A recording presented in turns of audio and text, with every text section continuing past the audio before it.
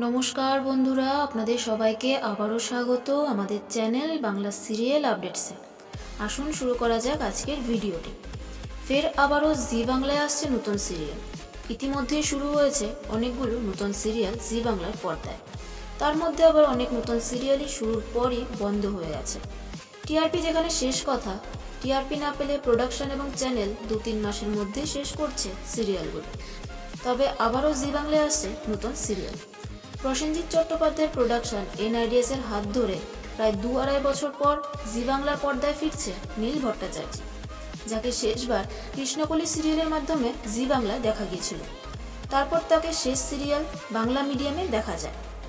নীল তার নতুন সিরিয়ালের ব্যাপারে এখনো কিছু বলেনি, এ ব্যাপারে সে মুখই খোলেনি। তবে সূত্রের খবর, এই সিরিয়ালের জন্য নীলকে ঠিক করা হয়েছে।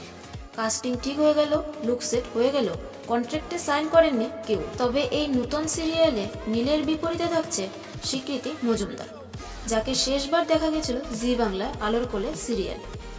শোনা যাচ্ছে সব ঠিক থাকলে নীল এবং স্বীকৃতি জুটি বাঁধবে জি বাংলার নতুন সিরিয়ালে।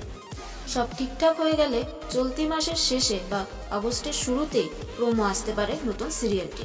তো বন্ধুরা, আপনারা কতটা এক্সাইটেড নীল এবং স্বীকৃতিকে একসাথে দেখার জন্য, সেটা আমাদের কমেন্ট করে অবশ্যই জানাবেন। আর এরকম ধরনের অফ স্ক্রিন খবর পেতে আমাদের চ্যানেলটিকে সাবস্ক্রাইব করবেন এবং বেল আইকনটি হলে সেট করে রাখবেন।